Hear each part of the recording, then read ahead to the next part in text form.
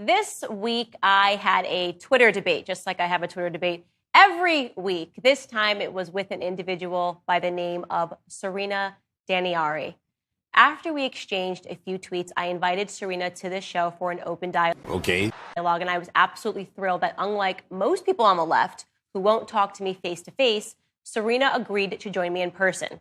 Unfortunately, after my producers booked Serena's flight and hotel, Serena backed out. So instead of having that conversation, hey, y'all, come look at this. We're instead going to have this segment of Counterpoint. So this is where the entire debate began. It was actually about vaccines. And Serena came across my rhetoric, which she deems to be anti-vax. Because I have been very open with the fact that I am not comfortable with the rush nature of the COVID-19 vaccines or the pressures around getting the vaccines. And so I've made a personal decision not to get the vaccine. And this deeply upset Serena. Serena tweeted to me, "You are the one who is deranged and urging your millions of followers that the only true means of preventing a deadly virus that has taken hundreds of thousands of lives is not effective. Live without fear by all means. What? But to spread delusional lies is morally repugnant." And this amazed me. It amazed me that Serena called me delusional because, in case you did not know, Serena is trans. So I had stumbled across the internet as somebody who is a trans woman who is accusing me of being delusional because I am making a personal decision regarding my own health. And it actually gets even more bizarre. Fact. Serena went on in this Twitter exchange, and of course I answered back, and I said, "I just want to make sure that you're a trans woman telling me that I am a delusional person because I choose not to get a vaccine. You believe that between you and I am living in a delusion. Is that correct?"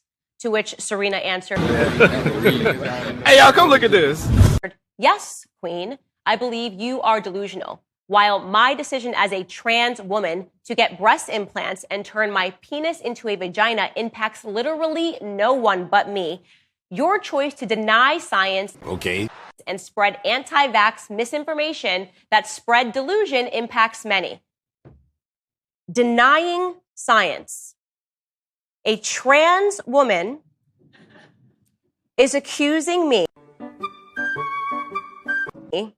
of denying science. Is biology not science? Is anatomy not science?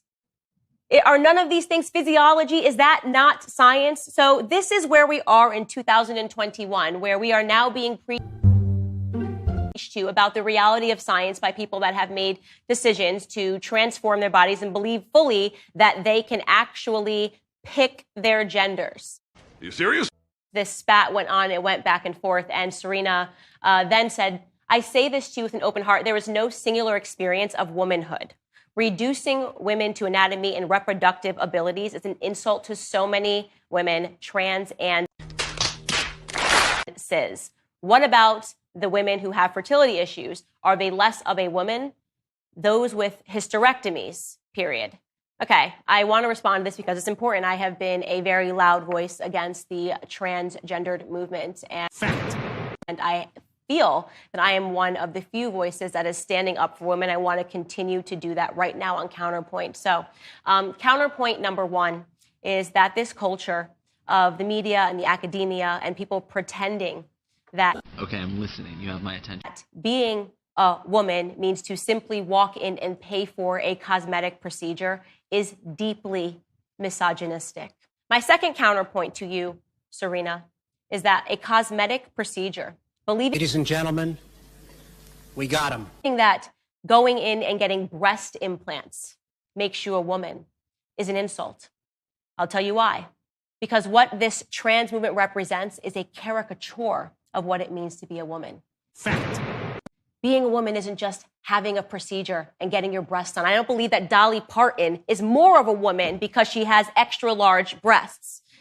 I want to give this to you another way. And I'll ask the question, Serena, do you believe that you can pick your race? Do you You better answer the fucking question. think race is a social construct? Do you believe that if you dyed your skin black and said, yo, yo, yo, what up, my N-word, that would mean that you were suddenly black? Or would you realize that that would be a caricature of what it means to be black? Fact. That would be a joke to believe that because you said Ayo and you rap and you wear a chain and some gold teeth, hey, I'm black. Nope. That would be an insult and a stereotype. And it is an insult and a stereotype to believe that makeup and breasts makes somebody a woman.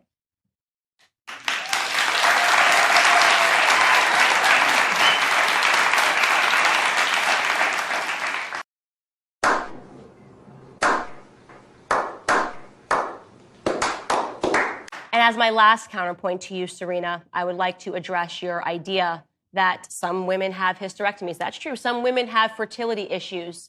Does that make them less of a woman, you asked? And let me answer that question, no. Hey, y'all, come look at this. It does not make them less of a woman. In fact, it affirms their womanhood. Only women can have hysterectomies. Only women go through menstruation. Only women can talk about that struggle of what it's like going through IVF and trying to conceive a child and what pressures that puts on the female body. That actually affirms their womanhood. These are experiences that only women can have. And when you decide that means nothing, that you can walk in and pick a plastic surgeon and suddenly that makes you me, it's deeply hurtful and deeply upsetting. And I will continue to be a voice against it. What is your take on that? My take on that is, first and foremost, I have realized, as I said with the race issue, that a lot of the times it's not Black Americans behind it. It's not LGB behind this trans agenda. I've spoken to tons of people that are on the left, lesbian, gays, and they are uncomfortable. Okay. With what they don't even understand why they're being forced to pretend to defend this. I mean, LGB really has nothing to do with T. Right. And they've been able to amass a lot of power, push through policies. California just proposed a bill that Are you serious? boys and girls sections, that would make boys and girls sections in retail stores and online stores illegal, and that people that have signs that say boys section, girls section will get fined $1,000, right? You can't tell me that gays and lesbians got together and were like, this is just unbelievable. Fact.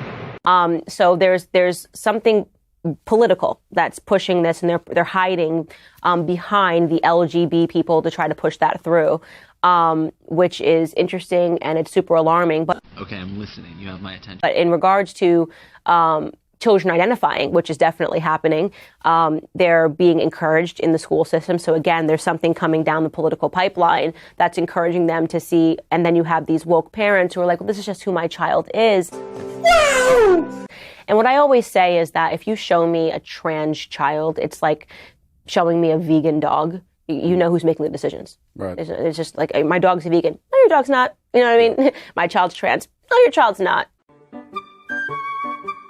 You know, you are, putting this lifestyle upon the child because you just don't think. I grew up. I've been a kid. You don't think like that when you're a kid. You don't think in terms of sexual identification, gender identification. You hardly even know what the stuff even means. Fact. You just kind of want to run around a playground and have some fun. I was the ultimate tomboy when I was, I would probably say from 6 to 10. I was just like, I just wanted to hang out with the boys. Just Stop it. wanted to wear baggy clothes. And thank goodness that I grew up in the 90s, because my mother wasn't like, well, you're Michael. You're obviously Michael. You know what I mean? They were just like, you're Candace going through a tomboy phase. And then, when I got older, suddenly I thought those boys I was running around the playground with were attractive. So these kids are not even being allowed to grow up, and their parents are pigeonholing them into these decisions, which if you grow up and, allow that to happen, this is going to end up with depression, suicide. The rates are staggering for transgender That doesn't make sense. individuals who actually transition and commit suicide thereafter. There's a lot of transitioning regret, and it's because they don't have parents parenting, and that's sad. Yeah. To your point about this not being an LGB thing, but Okay, I'm listening. You have my attention. T thing, when you look at the numbers, the L lesbians are being basically erased in the younger generations as we see the trans numbers go up. And it's also... Hey, y'all, come look at this. It's interesting you say as a tomboy, if you were a tomboy now with some of the modern parents, they'd say you were trans.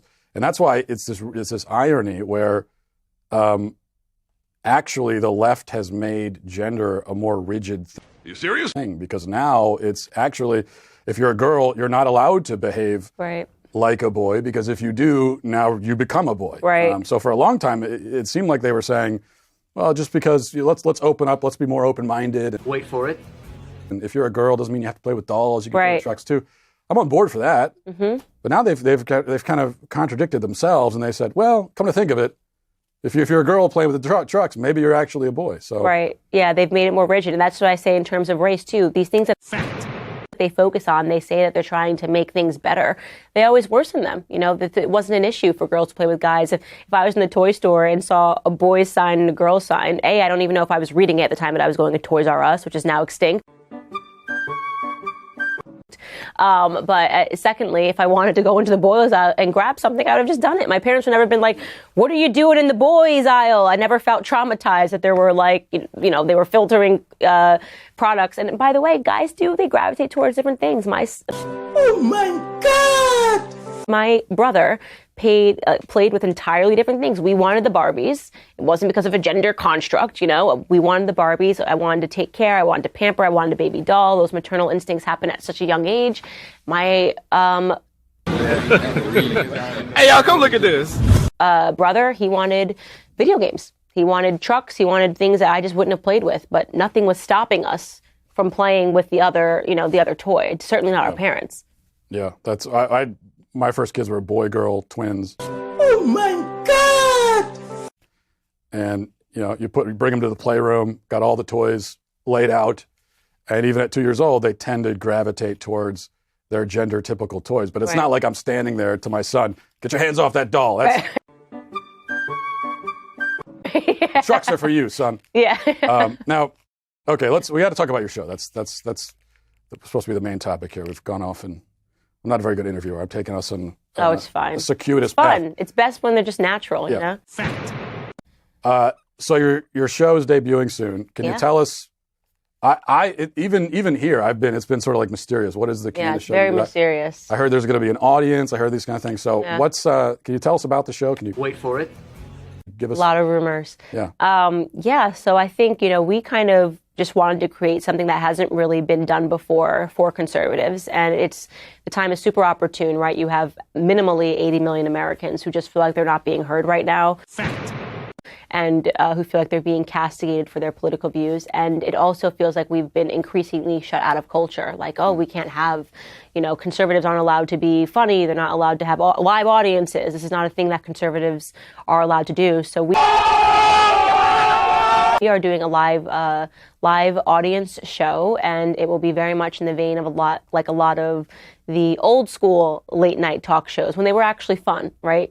When they actually had a sense of humor and they weren't so polarizing and done entirely at the expense of half of the country. And so I always say to people, I wanted to create something, and it's so funny to me to say this now, but when I was growing up, I loved Chelsea Lately.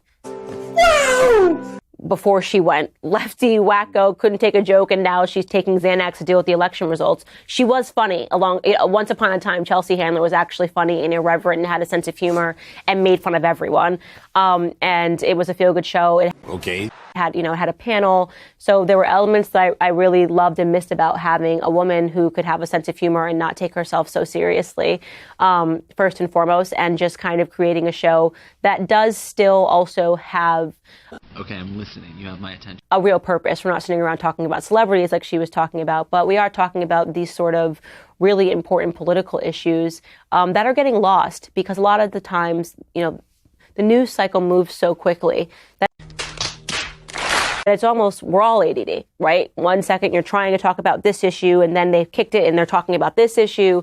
And I really wanted to sort of get people focused on these issues like we just talked about in this show to really understand what is happening in this country, how serious it is, but also to give them a message of hope. And that's through my monologue and my epilogue. What would you say at the end when you say something at the end? Epilogue, maybe? call it epilogue, sure. Yeah, but like the opposite of an epilogue is a prologue, and I wouldn't call the monologue the prologue. Well, I guess it's a monologue prologue. Yeah, and then it's a monologue epilogue. Or just call it the monologue at the end. Yeah. The simplest thing. Yeah. Yeah. Monologue at the end. Yeah. And sort of giving them a sense of hope hope and letting people know, okay, it does kind of feel like the world's on fire and we're just watching it burn. But there are some things to feel hopeful about. People are fighting back. People are winning. And to invite, for the interview segment. Okay, I'm listening. You have my attention. It's Americans, of course there will be some celebrities put onto the show as well, but also I'm inspired by a lot of Americans that are fighting back, students who are fighting back against the indoctrination that's happening at their schools. And it's going to be a really fun show. Are you serious? That's bringing the hope into it is good because and that'll be good to inject a little bit of sunlight here because I'm just doom and gloom. That's my perspective is we're all doomed. Some people like to watch the world burn, right? Yes. That's your show. So, but it's I think it's hard to inject sometimes actual hope in a way that's real and substantive and not superficial. So. Right, and to inspire people, like I said, I was reading a story about these literal. I'm trying to get them on my show, but these Catholic teens who were going to school obviously at the time of George Floyd protesting, and when everyone just went super woke, and one of their classmates had gone back and found old pictures of them where the kid had acne. In Stop it.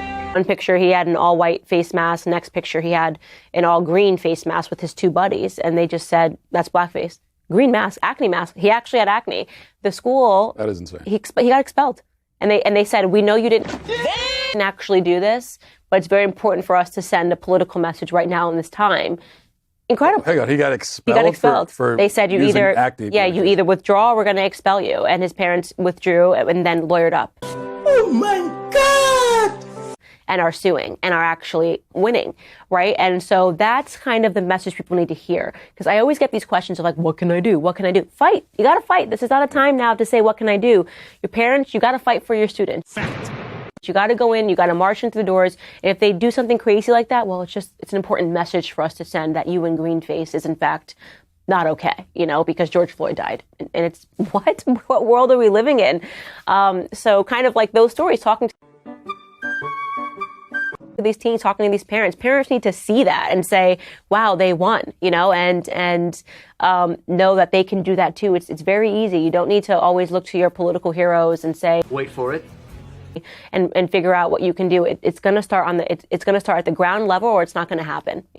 Well, we're all excited for the new show, and thanks for joining us, Candace. Thanks for having me. Yeah.